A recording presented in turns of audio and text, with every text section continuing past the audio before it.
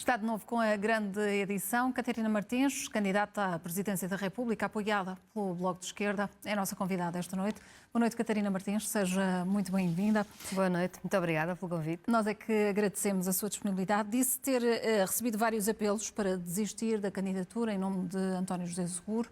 Quem é que fez esses apelos? Não, o que eu disse é que foram publicados apelos, ou seja, na verdade nunca ninguém falou comigo a fazer nenhum apelo. Mas teria feito diferença se António José Seguro o tivesse feito diretamente? Não, nenhuma. Foi-me perguntado numa entrevista. Eu acho até que esta conversa é assim um bocadinho... não interessa a ninguém, ou seja... Mas são apelos que reforçam ou que abalam a confiança na sua candidatura? Eu acho até que já ninguém tem... Houve uma expectativa, julgo eu, de uma parte das pessoas da esquerda, que António José Seguro quisesse protagonizar uma candidatura de esquerda, que afirmasse os valores da esquerda. António José Seguro já disse que não é esse o espaço onde se quer afirmar e, portanto, eu acho que se isso foi alguma vez uma questão, já deixou de ser. Já ficou claro. Mas para que haja uma afirmação da esquerda, perante a hipótese de haver um candidato que de facto esteja mais bem colocado, a Catarina Martins nesse cenário abdicaria? Repare, eu não gosto muito de cenarizar. Acho que isso, aliás, é aquela coisa que já ninguém gosta de ouvir, que são os políticos a falar deles próprios, em vez de falarem dos problemas do país. Mas, na verdade, no atual cenário político, do ponto de vista das poucas sondagens que temos, eu serei a candidata que se afirma de esquerda mais bem posicionada. Vale o que vale, mas é assim mesmo. Agora, eu acho que isso os não outros interessa candidatos é que deveriam estar a equacionar, abdicar em Nunca, prol da sua nunca terei esse discurso. Eu acho que todas as candidaturas têm o seu lugar, têm o seu sentido e apresentam-se ao país e quem vota escolhe. Mas está ou não disponível para uma convergência à esquerda? A minha vida é feita de convergências à esquerda. Estou muito disponível para elas, têm de ter sentido, sempre o fiz, sempre o continuarei a fazer. Acho que à esquerda é preciso repensar o que se tem dito, as próprias propostas que se fazem. Acho que a esquerda não pode ficar na posição de fazer de conta que está tudo bem, ou seja, para travar o crescimento da extrema-direita temos que segurar tudo como está. É preciso dizer que o que está não está bem, que o Estado tem falhado, que as pessoas têm medo de não ter o hospital aberto, que as pessoas têm medo que a escola não responda, que as pessoas não sabem como pagar a fatura do supermercado, que não têm acesso a uma casa e, portanto, a esquerda tem que saber o que está a correr mal, assumi-lo e dar soluções, novas soluções, e para as fazer é preciso toda a gente. E é preciso conversar com toda a gente, é assim que eu tenho estado a minha vida toda, como aliás é público e é assim que eu pretendo estar também. E como se tem de resto manifestado sempre disponível para construir essas pontes, não exclui essa convergência ainda em prol de uma única candidatura? Para a primeira volta. Nós agora estamos a candidaturas no terreno, haverá uma primeira volta, haverá uma segunda volta. O que é preciso fazer, acho eu, é não desistir. Ou seja, quando começamos a falar de jogos táticos sobre volta, já desistimos de falar do país, já desistimos da coragem, da democracia, da decência contra a selvageria. É preciso falar do que interessa, é preciso mesmo falar do que interessa e eu acho muito... Eu percebo as perguntas dos jornalistas, tenho todo o respeito por elas, mas eu acho que isso não mobiliza ninguém para um combate extraordinário que é preciso fazer no nosso país, para que se não desista de um Portugal em que se possa viver melhor. Vamos olhar então para hipotéticos cenários. Se numa segunda volta tivermos Gouveia Melo e Luís Marcos Mendes, em quem é que vão votar os eleitores do Bloco? Primeiro vamos à primeira volta. E na primeira volta temos que perceber a que ideias é que queremos dar força, ou seja, quais são as pessoas que se preparam. E eu acho que aí quem vai votar deve pensar quem é que tem experiência, quem é que tem coerência, quem é que já deu provas dos compromissos que assume e qual é o caminho que quer para o país, quais são os caminhos que são propostos. E assim sendo, qual é a sua meta? Que meta é que estipula para esta candidatura? Sobretudo... Tem de ter mais do que teve Marisa Matias em 2021? Acho eu que nunca em nenhuma eleição, e já estive em algumas, estabeleci alguma meta. Nem quando as coisas eram mais fáceis ou mais complicadas. Tenho um enorme respeito pela decisão de quem vai votar. Os votos serão contados na altura. Eu acho que o papel numa campanha eleitoral é lançar os debates. Nós estamos numa campanha presidencial. Um Presidente da República não legisla, não decide pelo Parlamento, não decide pelo Governo. Mas tem de ser guardião das instituições, do Estado de Direito Democrático e tem de usar a sua magistratura de influência para lançar os debates políticos que podem contar mais para soluções para o país. E é sobre isso que deve ser a campanha. Já vamos olhar também para esses posicionamentos, Catarina Martins, mas certo é que com menos de 5% dos votos acaba por não receber a subvenção estatal. Isso não é um risco, sobretudo para o momento que o Bloco de Esquerda atravessa?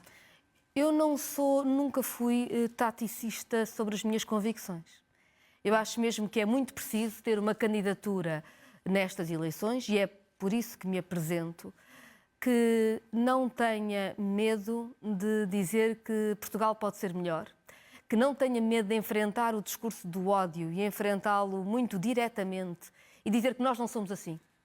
Portugal não é um país do ódio, Portugal é um país da democracia, é um país de respeito, é um país de solidariedade. E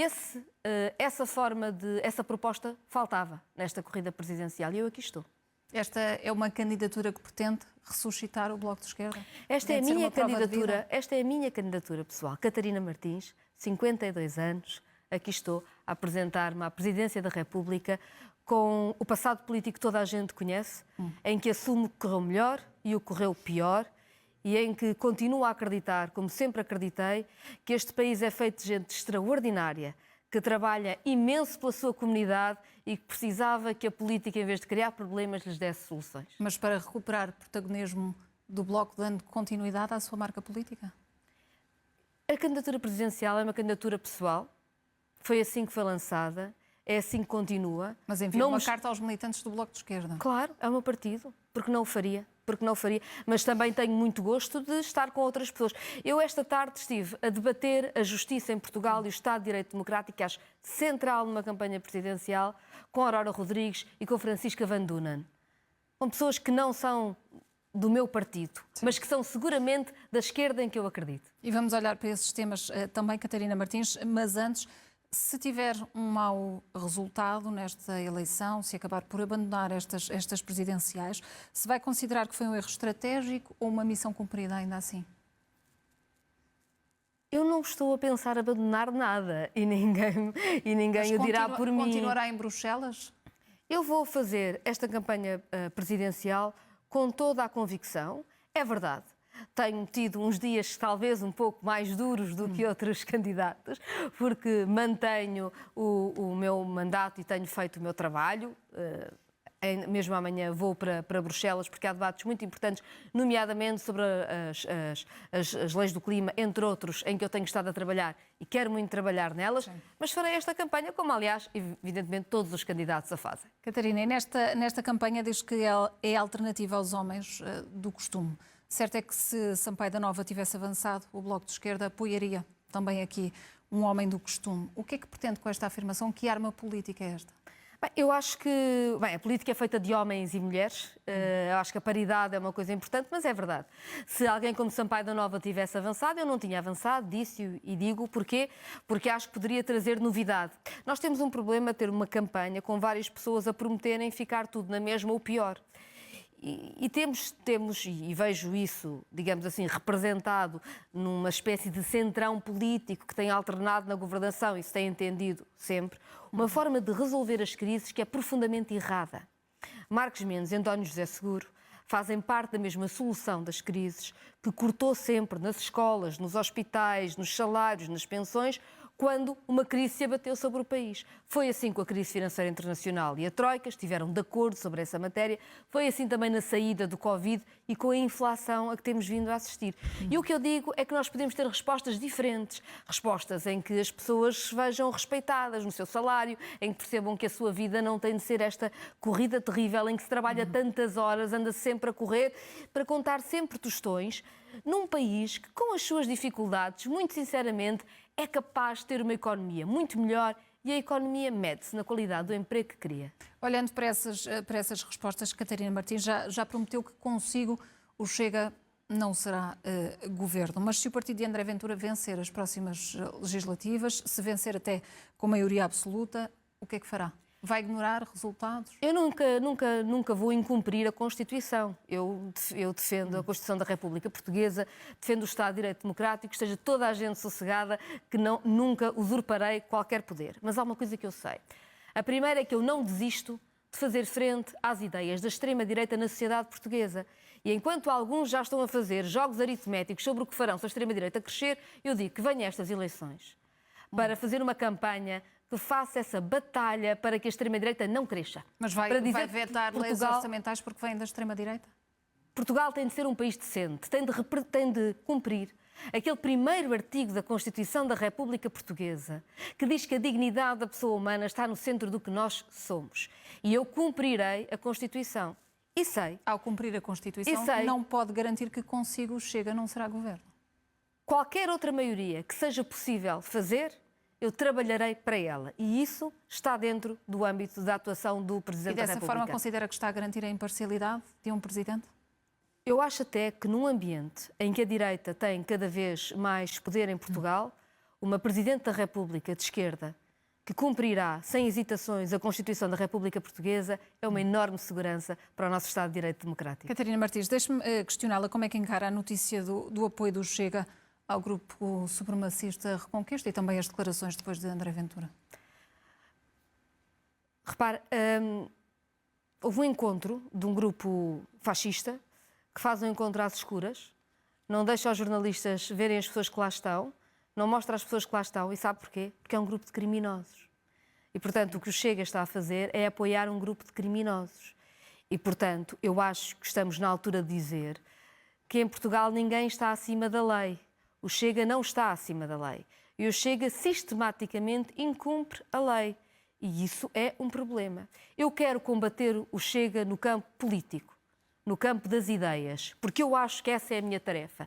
Mas acho também que a justiça portuguesa tem de atuar na sua esfera. Cada um de nós atuará nas esferas que deve. Eu estou cá para o combate das ideias, mas um Estado de Direito Democrático, as instituições têm coragem para travar quando alguém não cumpre a lei. Catarina Martins, e apela a partir de agora ao seu poder de síntese, tem ainda muitas questões. No que diz respeito à lei laboral, o Presidente da República considera que esta greve geral que é precipitada, a questão é se há interesses partidários e se é de facto prematuro, quando ainda está tudo em discussão. Repare, quando a lei já estiver aprovada, é tarde demais para lutar contra a lei. E o que eu acho estranho é que tanto o Presidente da República como alguns candidatos presidenciais venham pedir a quem trabalhe para não lutar, para desconvocar uma greve. Eu acho que o nosso papel é outro, é dizer assim, num país em que um salário já tão dificilmente paga a conta do supermercado, como é que o Governo pode estar a propor deixar de pagar as horas extra, que para muitas pessoas são a única forma de chegar ao fim do mês? A lei, tal como está, seria vetada por si, se fosse Presidente da República? A lei, tal como está, mereceria um veto político, mas antes de qualquer outra consideração, merecia seguramente uma fiscalização preventiva do Tribunal Constitucional. Aliás, não sou eu que o digo, vários juristas já vieram explicar mas que a proposta do Governo... que há uma inconstitucionalidade no documento ou o facto de ser politicamente contra... Há duas questões diferentes. Fala aí a acionar este mecanismo. Há duas questões diferentes. Uma é a constitucionalidade e um Presidente da República deve obrigar a cumprir a constitucionalidade e já vários juristas vieram explicar que a proposta do Governo tem problemas de constitucionalidade. Um Presidente não julga esses problemas, mas pede ao Tribunal Constitucional para os julgar. E se o Tribunal Constitucional validasse, depois outros problemas, aceitaria essa posição ou tentaria fazer oposição? Repare, há várias questões que são claramente, do meu ponto de vista, inconstitucionais. Juristas têm falado sobre isso, as limitações do direito à greve, há questões, aliás, sobre a presunção de laboralidade e há outras questões várias que têm problemas. Mas há uma questão que eu não sei se tem problemas constitucionais ou não, mas tem um problema político. Que é qual? Que é deixar de pagar horas extraordinárias. Quantos trabalhadores neste país não fazem horas extra para conseguir chegar ao fim do mês? E o que o Governo está a propor não mexe nos salários e deixam de ter essas horas extra pagas. Usaria no país onde ainda não é possível. Não é para esse tipo de medida se ela fosse validada. Não é para fazer oposição, é para fazer o que o Presidente da República deve fazer. Que é defender o país. Catarina Martins, na saúde, como Presidente, pressionava para a admissão da Ministra da Saúde? Era essa saída que iria resolver os problemas? Não, a demissão da Ministra da Saúde não resolve os problemas da saúde. A questão é saber se a Ministra da Saúde, não por um caso, mas por uma sucessão de casos e por uma sucessão de incapacidade de se responsabilizar e até por uma enorme insensibilidade pessoal face a tragédias complicadas, a Ministra da Saúde tem neste momento sequer capacidade de interlocução com o país para propor novas soluções para que os hospitais funcionem. Portanto, eu acho que não para um afastamento desta ministra, como Presidente. Eu registro, sobretudo, que o Presidente da República não tem com esta ministra a mesma atuação que teve noutros casos. E acho que um Presidente da República não defende o seu espaço partidário, deve defender o bom funcionamento das instituições. E se há um problema no funcionamento das instituições, não interessa se a ministra é do seu partido ou se é de outro, deve ter a mesma linha. Acho que este Presidente da República não está a ter a mesma linha, faz mal. Acho que E se a Catarina Martins fosse Presidente neste momento, o que é que faria? Acho que esta ministra claramente não tem condições de interlocução, ainda que a decisão naturalmente seja do Primeiro-Ministro, mas acho que isso pode ser dito. Acho todavia que o mais importante é perceber qual é a solução. E um Presidente da República tem, julgo eu, a necessidade de lançar debates. Eu dou-lhe um exemplo. Quando o Serviço Nacional de Saúde foi fundado, a população portuguesa era maioritariamente jovem. E um dos maiores problemas é que não havia médicos no país. Criámos os médicos à periferia e, sobre isso, hospitais. Agora temos uma população muito envelhecida.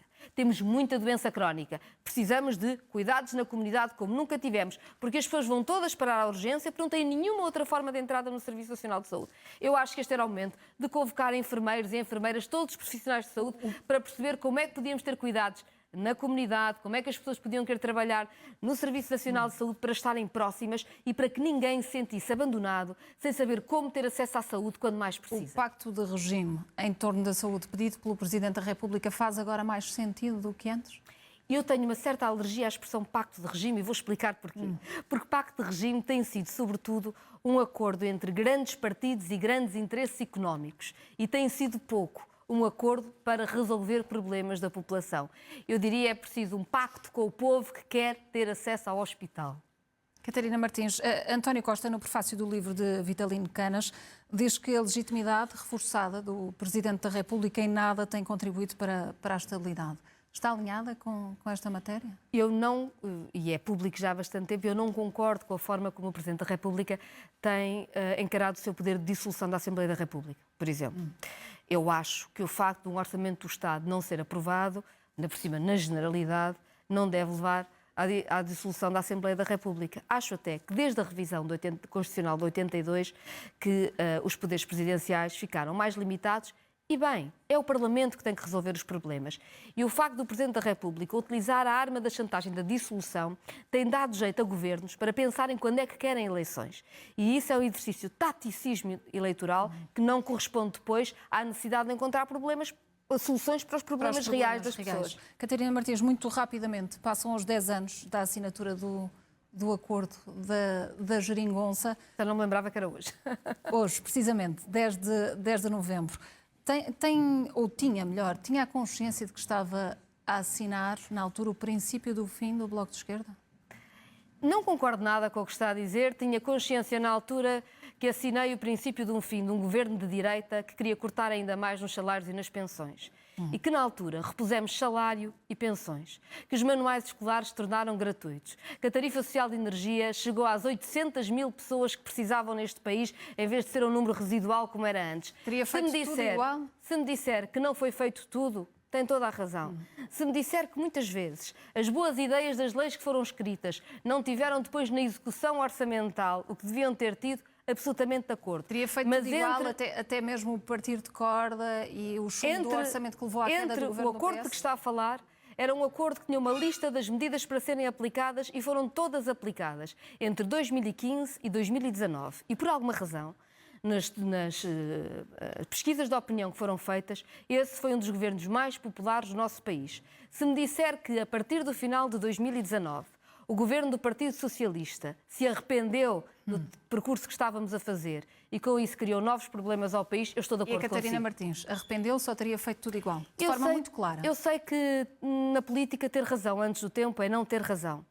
Mas quando nós dissemos que os orçamentos do Partido Socialista não podiam ser aprovados porque iam destruir o Serviço Nacional de Saúde, nós tínhamos razão, vê-se agora. Deixe-me fazer-lhe uma última questão e não sei se aqui podemos aplicar, digamos, a expressão de homens do costume, mas o que é que representa José Manuel Pureza? O regresso aos ideais da fundação do Bloco de Esquerda ou o futuro? Tenho maior apreço por José Manuel Pureza, mas eu estou aqui enquanto candidata presidencial e é só disso que falarei. Mas não é importante uma reflexão e perceber qual o futuro e o caminho do Bloco de Esquerda? Tudo tem o seu espaço, este é o espaço de uma candidatura presidencial. Catarina Martins, muito obrigada pela sua presença. Obrigada.